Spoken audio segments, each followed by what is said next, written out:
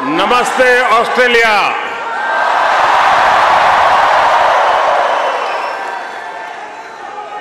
Australia के प्रधानमंत्री और मेरे प्रिय मित्र हिज एक्सेलेंसी अल्बनीज़ी, ऑस्ट्रेलिया के पूर्व प्रधानमंत्री his excellency Scott Morrison,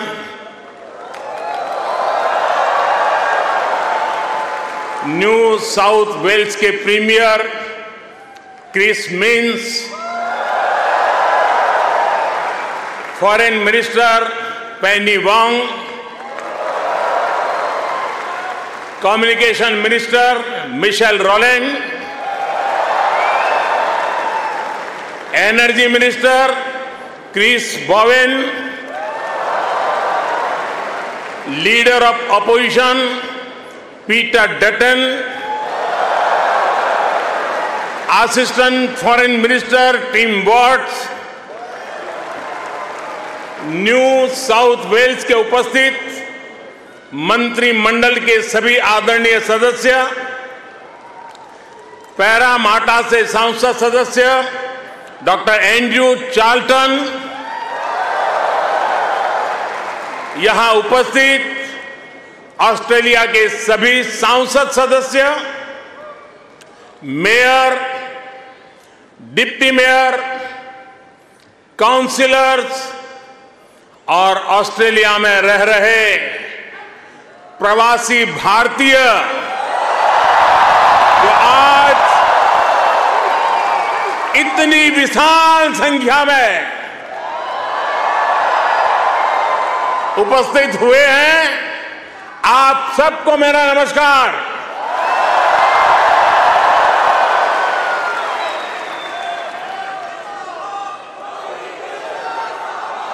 First of all, I acknowledge the traditional custodians of the land that we are meeting here on today.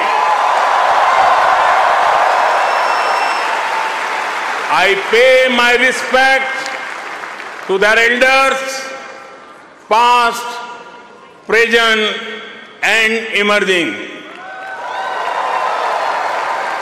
I also celebrate all First Nations people who may be with us today. Friends, मैं जब 2014 में आया था तो आपसे एक वादा किया था। वादा ये था कि आपको फिर भारत के किसी प्रधानमंत्री का 28 साल तक इंतजार नहीं करना पड़ेगा।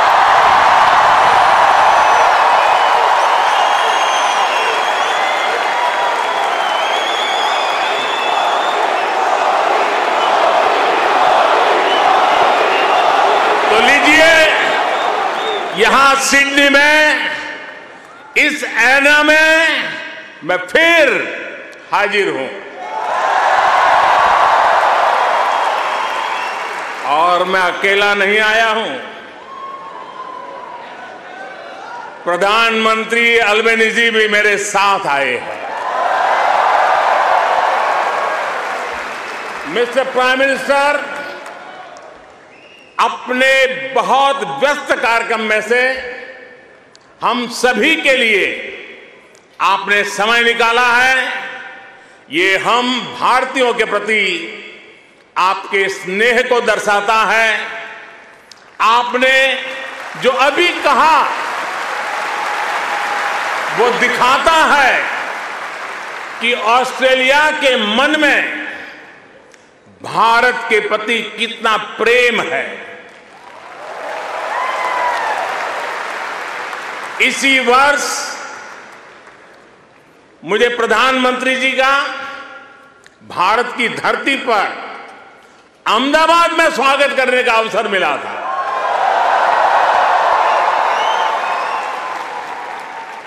आज उन्होंने यहां लिटिल इंडिया के फाउंडेशन स्टोर को अनवील करने में मेरा साथ दिया है, मैं उनका बहुत बहुत आभार व्यक्त करता हूं।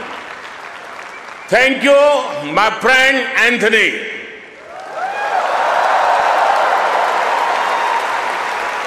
ये लिटिल इंडिया ऑस्ट्रेलिया के विकास में भारतीय समुदाय के योगदान का भी एक रिकॉग्निशन है। मैं न्यू साउथ वेल्स के प्रीमियर, पैरामाटा शहर के मेयर, डिप्टी मेयर और काउंसिलर्स को इस विशेष सम्मान के लिए धन्यवाद देना चाहता हूं। साथियों, मुझे खुशी है कि न्यू साउथ वेल्स में प्रवासी भारतीय समुदाय से कई लोग सार्वजनिक जीवन में सक्रिय भागीदारी कर रहे हैं, अपनी पहचान बना रहे हैं। वर्तमान न्यू साउथ वेल्स की सरकार में डिप्टी प्रीमियर, प्रूकार, ट्रेजरर डेनियल मुखी बड़ा कंट्रीब्यूशन कर रहे हैं। और कल ही भाई समीर पांडे पैरामाटा के लॉर्ड मेयर चुने गए हैं। मैं सबका अभिनंदन करता हूं, बहुत बहुत बधाई देता हूं। साथियों, आज जब पैरामाटा में यह सब हो रहा है, तभी ये जानकारी भी आई है कि पश्चिमी ऑस्ट्रेलिया के पर्थ शहर में भारतीय सैनिक नयन सिंह सैलानी के नाम पर सैलानी एवेन्यू बनाया गया है। उन्होंने पहले विश्व युद्ध में ऑस्ट्रेलिया की फौज के लिए लड़ते हुए वीर गति प्राप्त की थी। इस सम्मान के लिए मैं पश्चिमी ऑस्ट्रेलिया के नेतृत्व का आदरपूर्वक अभिनंदन करता हूं। साथियों, एक समय था जब कहा जाता था कि भारत ऑस्ट्रेलिया के संबंधों को 3C डिफाइन करते हैं, ऐसा पहले कहा जाता था। ये कौन से 3C हैं? कॉमनवेल्थ, क्रिकेट और करी।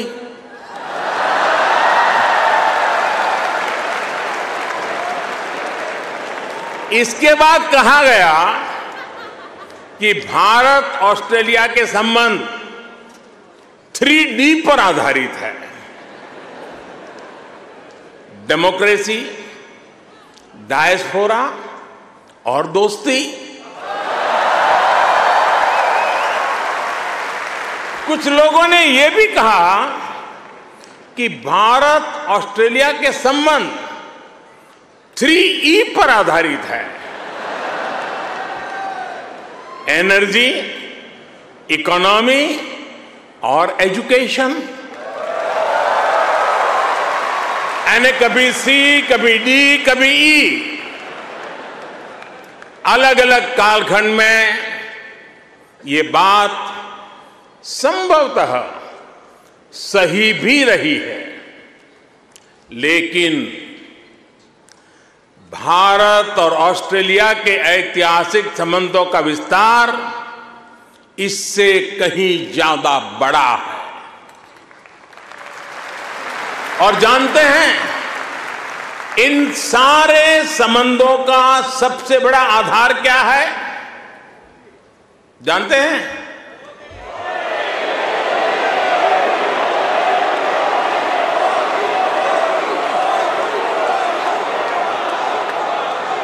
जी नहीं,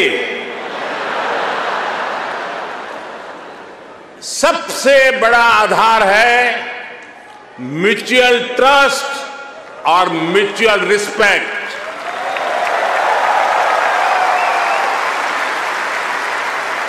ये म्यूचुअल ट्रस्ट और म्यूचुअल रिस्पेक्ट सिर्फ भारत ऑस्ट्रेलिया के डिप्लोमेटिक रिश्तों से विकसित नहीं हुआ है। इसकी असली वजह है, इसकी असली ताकत है आप ऑस्ट्रेलिया में रहने वाले हर एक भारतीय। आप उसकी असली ताकत है। इसकी असली वजह है ऑस्ट्रेलिया के 2.5 करोड़ से ज्यादा सिटीजन्स। साथियों, हमारे बीच भौगोलिक दूरी जरूर है, लेकिन हिंद महासागर हमें आपस में जोड़ता है। हमारी जीवन शैलियां भले अलग अलग हो, लेकिन अब योगा ये भी हमें जोड़ता है। क्रिकेट से तो हम ना जाने कब से जुड़े हुए हैं, लेकिन अब टेनिस और फिल्में भी हमें जोड़ रही है। हमारे यहां खाना बनाने का तरीका भले अलग अलग है, लेकिन अब मास्टर शेफ हमें जोड़ता है।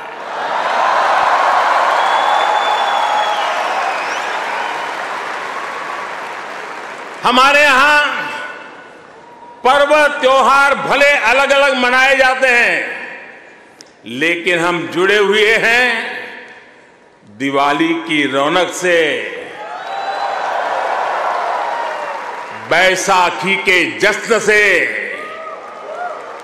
हमारे यहां भाषाएं भले अलग अलग बोली जाती हो, लेकिन हम जुड़े हुए हैं मलयालम, तमिल, तेलुगु, पंजाबी, हिंदी भाषाएं पढ़ाने वाले इतने सारे स्कूलों से। साथियों, ऑस्ट्रेलिया के लोग, यहां के निवासी इतने विशाल हृदय के हैं, दिल के इतने अच्छे और सच्चे हैं कि भारत की इस विविधता को खुले दिल से स्वीकारते हैं।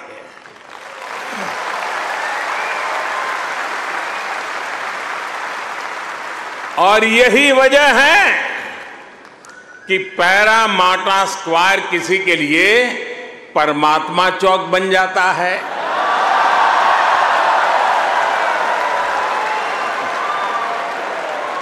विक्रम स्ट्रीट भी विक्रम स्ट्रीट के रूप में मशहूर हो जाती है, और हैरिस पार्क कई लोगों के लिए हरीश पार्क हो जाता है।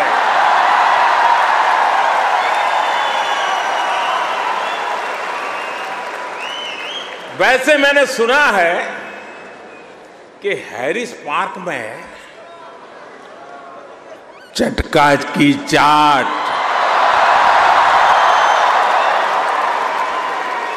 जयपुर स्वीट्स की जलेबी,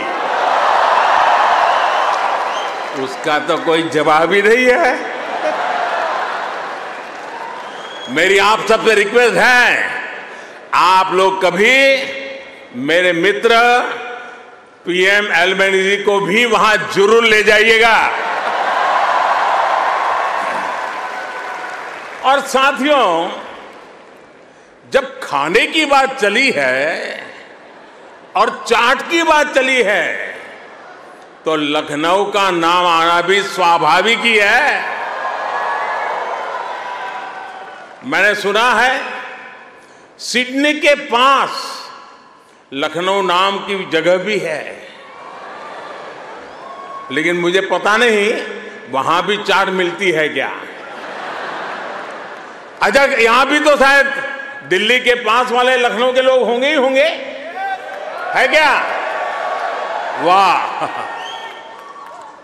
वाकई Delhi street, Bombay street, Kashmir Avenue, Malabar Avenue जैसी कितनी ही सड़कें यहां ऑस्ट्रेलिया में आपको भारत से जोड़े रखती है।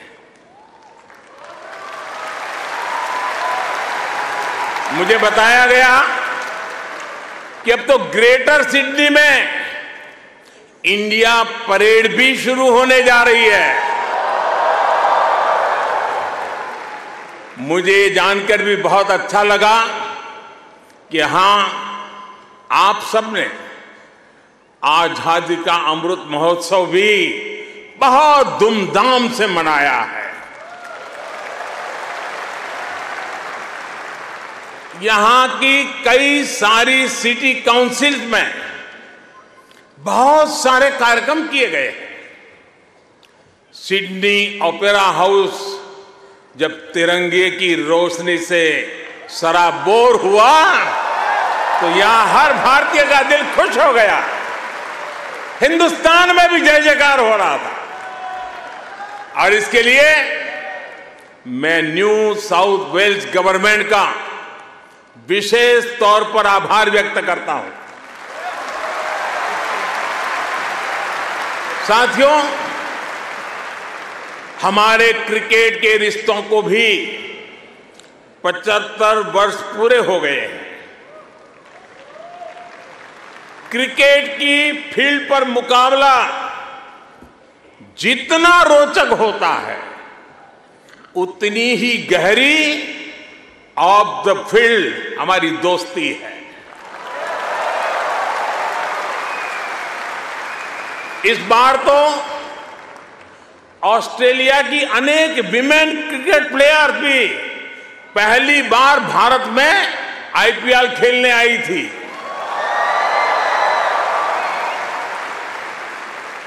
और साथियों, ऐसा नहीं है कि हम सिर्फ सुख के ही साथी हैं।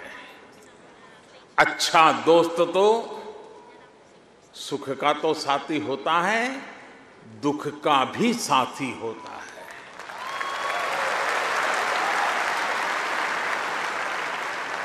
पिछले साल जब महान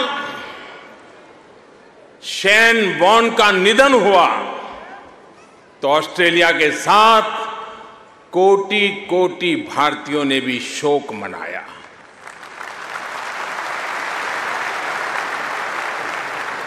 ये ऐसा था जैसे हमने अपना कोई खो दिया है। साथियों, आप सभी यहां ऑस्ट्रेलिया में हैं, यहां के विकास को देख रहे हैं। आप सभी का एक सपना रहा है कि हमारा भारत भी विकसित राष्ट्र बने।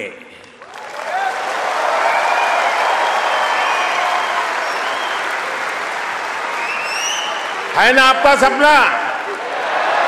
है ना आपका सपना? है ना आपका सपना? जो सपना आपके दिल में है, वो सपना मेरे दिल में भी है। ये मेरा भी सपना है। 140 करोड़ भारतीयों का सपना है। साथियों, भारत के पास सामर्थ्य की कमी नहीं है। भारत के पास संसाधनों की कमी भी नहीं है। आज दुनिया की सबसे बड़ी और सबसे युवा टैलेंट फैक्ट्री जिस देश में है, वो है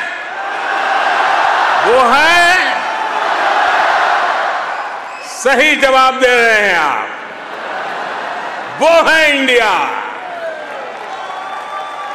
मैं ये बात फिर दोहरा रहा हूं, आज दुनिया की सबसे बड़ी और सबसे युवा टैलेंट फैक्ट्री जिस देश में है वो है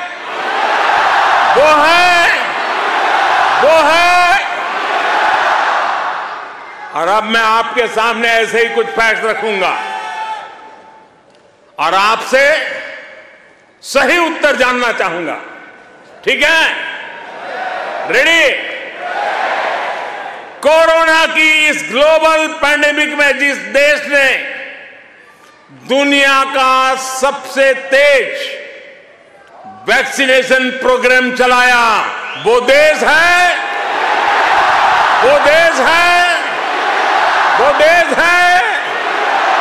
आज जो देश दुनिया की फास्टेस्ट ग्रोइंग लार्ज इकोनॉमी है, वो है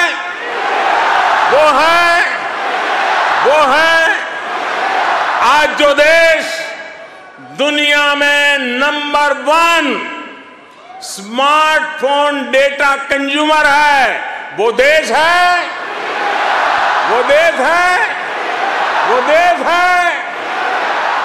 आज जो देश फिनटेक एडॉप्शन रेट में नंबर 1 है, वो देश है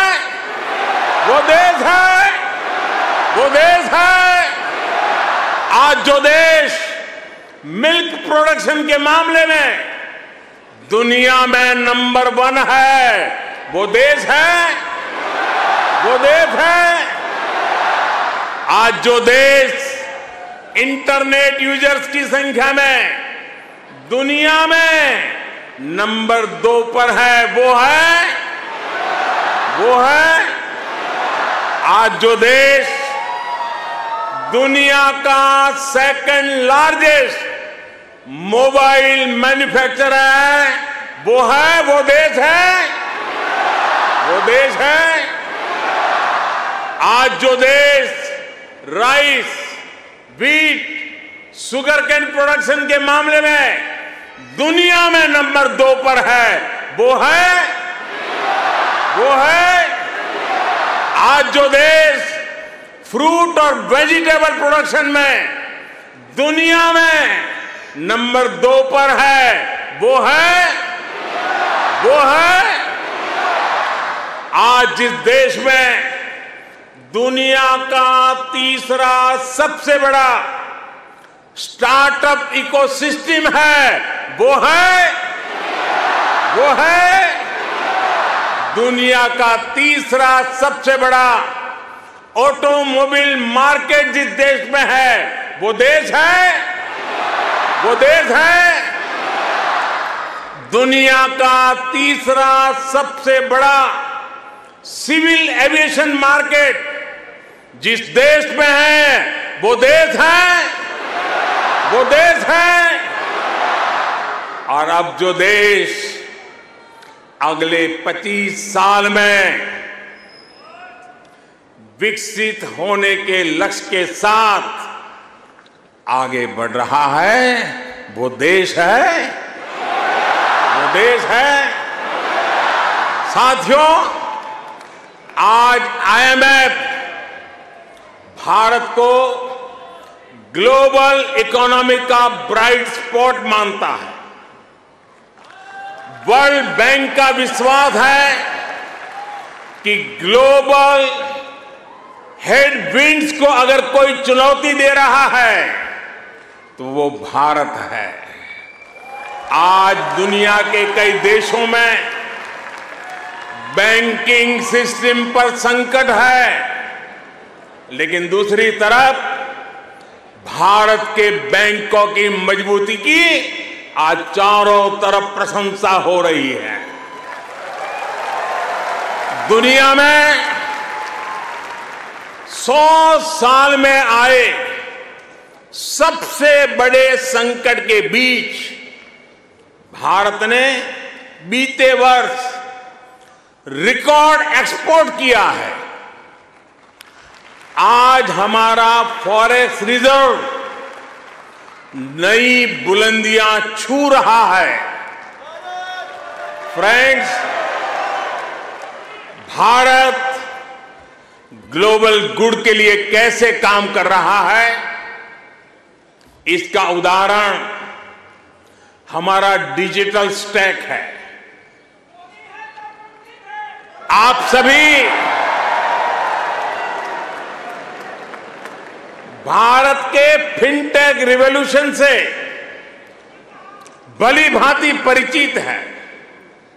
आपको याद होगा, जब मैं 2014 में यहां आया था, तब मैंने आपसे एक सपना साझा किया था। मेरा वो सपना था कि भारत में गरीब से गरीब का अपना बैंक खाता हो।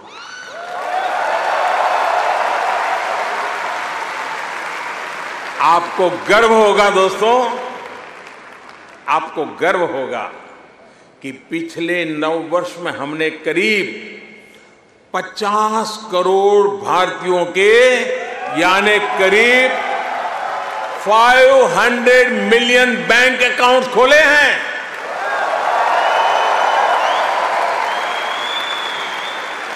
और सिर्फ बैंक अकाउंट खोलना ही हमारी सफलता, हम वहां अटकते नहीं है।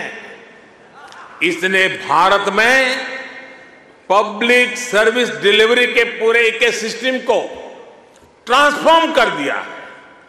हमने Jan Dhan bank account, mobile phone और आधार आईडी की एक जैम ट्रिनिटी, JAM ट्रिनिटी बनाई है।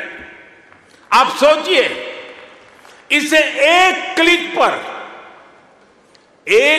पर करोड़ों करोड़ों देशवासियों तक डायरेक्ट बेनिफिट ट्रांसफर DBT संभव हुआ है। और आपको और खुशी होगी, बीते 9 वर्षों में, यह आंकड़ा भी आपको बहुत आनंद देगा, बीते 9 वर्षों में 28 लाख करोड़ रुपए यानी 500 बिलियन ऑस्ट्रेलियन डॉलर से भी ज्यादा सीधे जरूरतमंदों के बैंक अकाउंट में भेजे गए हैं।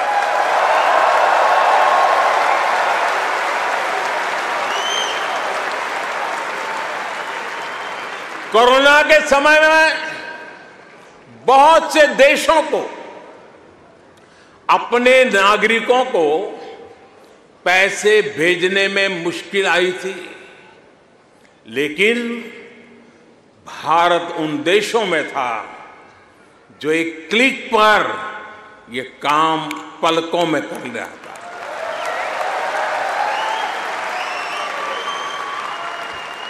यूनिवर्सल पब्लिक इंटरफेस यानी UPI ने भारत में फाइनेंशियल इंक्लूजन को नई ऊंचाई पर पहुंचा दिया है। आज दुनिया के 40% रियल टाइम डिजिटल पेमेंट्स अकेले भारत में होते हैं।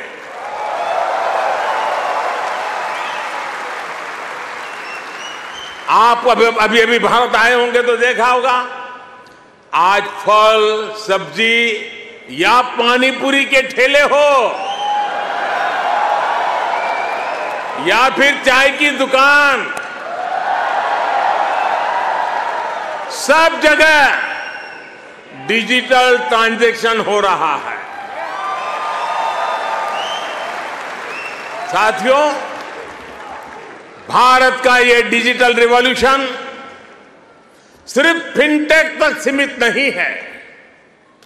भारत आधुनिक व्यवस्थाएं बना रहा है, लोगों की ईज ऑफ लिविंग बढ़ा रहा है। इसका एक उदाहरण भारत का डिजी लॉकर है। इसमें ड्राइविंग लाइसेंस से लेकर डिग्री और प्रॉपर्टी के पेपर्स तक जो भी सरकार इश्यू करती है वो इस डिजिटल लॉकर में जनरेट होते हैं। करीब सैकड़ों तरह के डॉक्यूमेंट्स डिजिटल लॉकर में रिफ्लेक्ट होते हैं। आपको फिजिकल कॉपी स्टोर करने की जरूरत नहीं है, बस एक पासवर्ड काफी है। और इससे 15 करोड़ से ज्यादा यानी 150 मिलियन से भी ज्यादा भारतीय जुड़ चुके हैं। इस तरह के कितने ही डिजिटल प्लेटफॉर्म आज हर भारतीय को पावरफुल बना रहे हैं, ताकतवर बना रहे हैं। साथियों, आज भारत के हर कदम, हर उपलब्धियों के बारे में दुनिया जानना चाहती है। आज की दुनिया जिस वर्ल्ड ऑर्डर की तरफ जा रही है, जिन संभावनाओं को तलाश रही है, उसमें ये स्वाभाविक भी है। भारत हजारों वर्षों की जीवंत सभ्यता है। भारत मदर ऑफ डेमोक्रेसी है।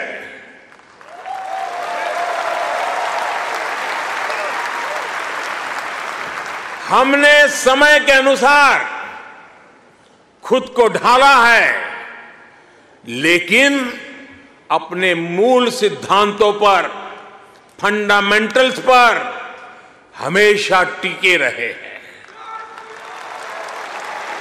हम राष्ट्र को भी एक परिवार के रूप में देखते हैं और विश्व को भी एक परिवार मानते हैं।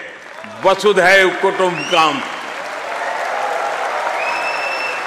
और इसलिए जब भारत अपनी G20 प्रेसिडेंसी की थीम तय करता है तो कहता है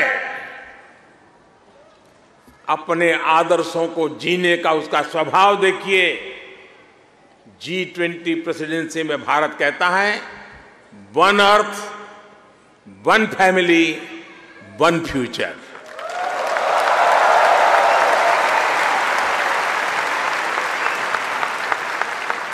जब भारत पर्यावरण की रक्षा के लिए सोलर एनर्जी के बड़े लक्ष्य तय करता है तो कहता है वन सन, वन वर्ल्ड, वन ग्रिड।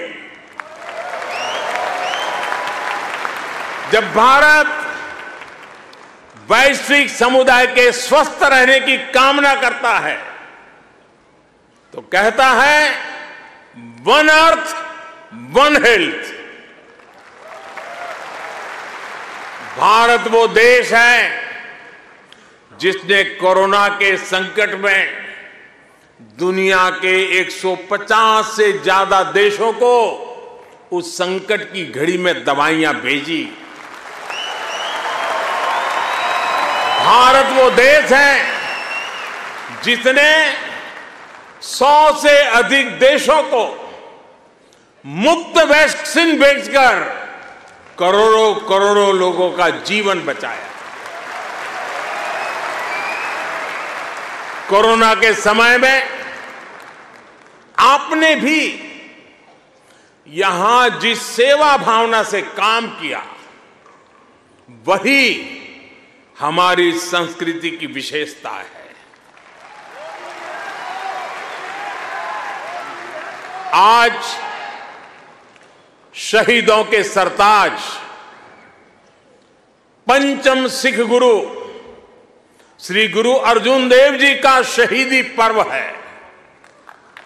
हमें गुरु जी के जीवन से सभी की सेवा करने शिक्षा मिलती है। गुरु अर्जुन देव जी ने ही दसंध प्रणाली शुरू की थी।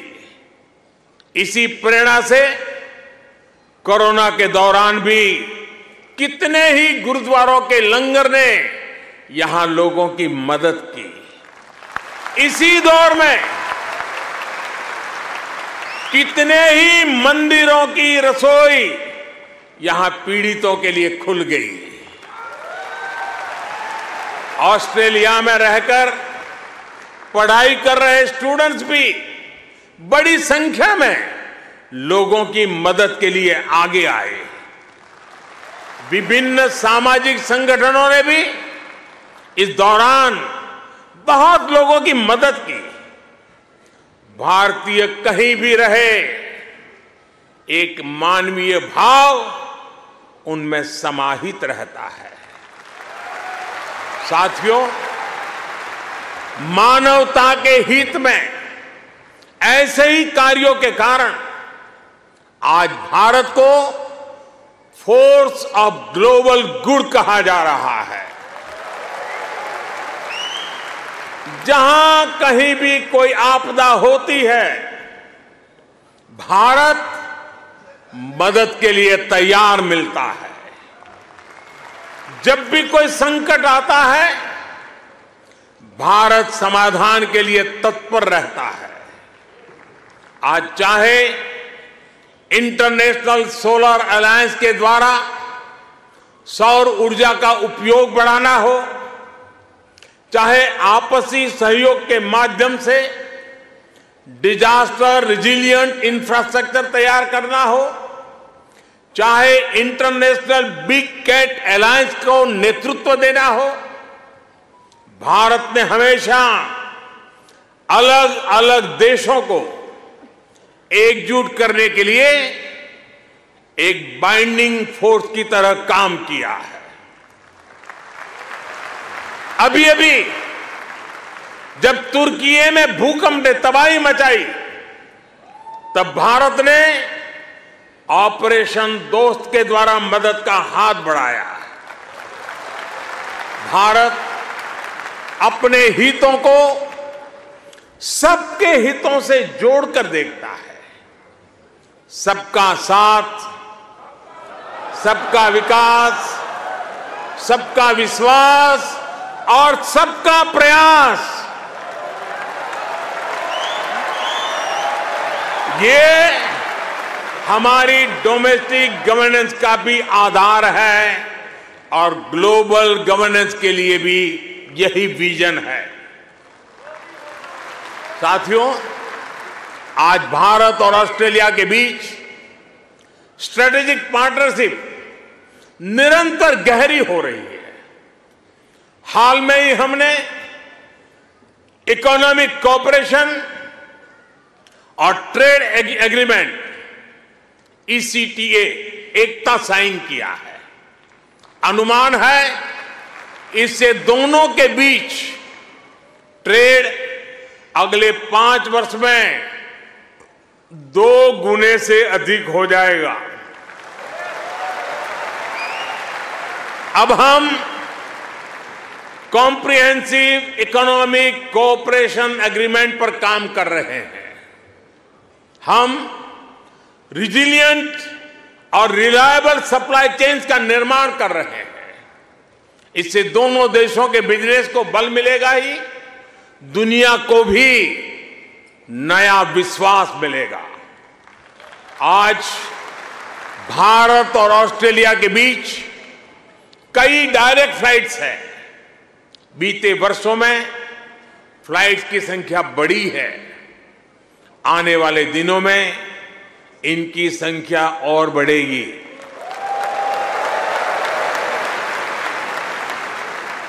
एक दूसरे की डिग्रियों को मान्यता देने को लेकर भी दोनों देश आगे बढ़े हैं और इससे हमारे स्टूडेंट्स को बहुत लाभ होगा। Migration and mobility partnership agreement पर भी सहमति बनी है। इससे हमारे स्किल्ड प्रोफेशनल्स के लिए ऑस्ट्रेलिया आना और यहां काम करना आसान होगा। और साथियों, आज जब मैं आपके बीच आया हूं तो एक घोषणा भी करने जा रहा हूं।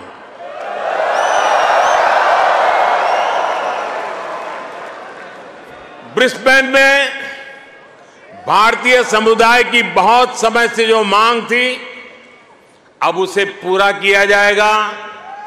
जल्द ही ब्रिस्बेन में भारत का एक नया काउंसलेट खोला जाएगा।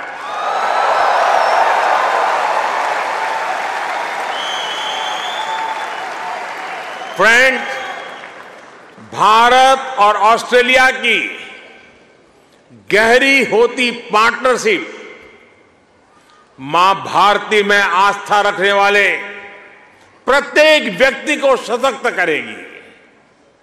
आपके पास टैलेंट है, अपनी स्किल की ताकत है और साथ ही अपने कल्चरल वैल्यूज भी है। ये वैल्यूज आपको ऑस्ट्रेलिया के लोगों के साथ घुल मिलकर रहने में बड़ी भूमिका निभाते हैं। मैं कल ही पापुआ न्यू गिनी से आया हूं। वहां मैंने स्थानीय भाषा में तमिल साहित्य तिरुकुरल के अनुवाद का लोकार्पण किया।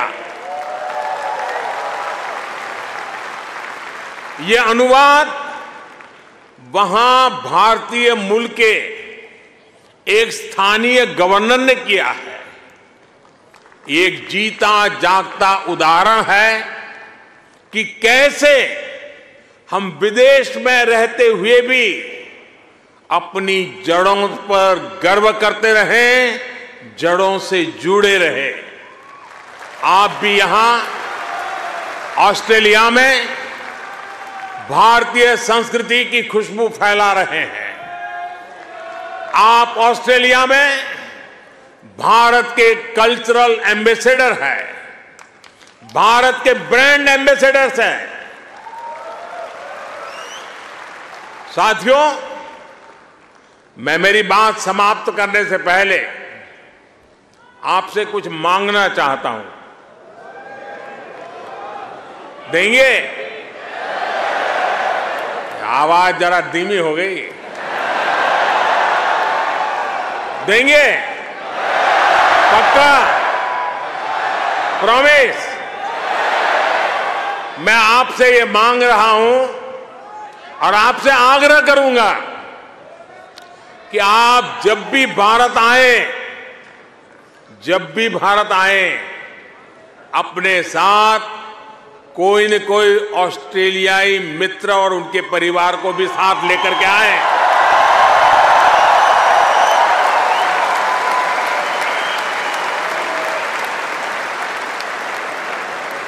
इससे उन्हें भारत को समझने का, जानने का और ज्यादा बेहतर मौका मिलेगा।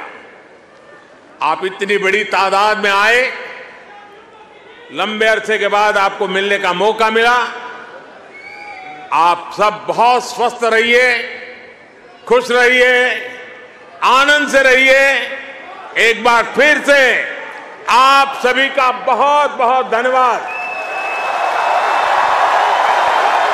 मेरे साथ बोलिए, भारत माता की, भारत माता की, भारत माता की, भारत माता की। बहुत बहुत धन्यवाद।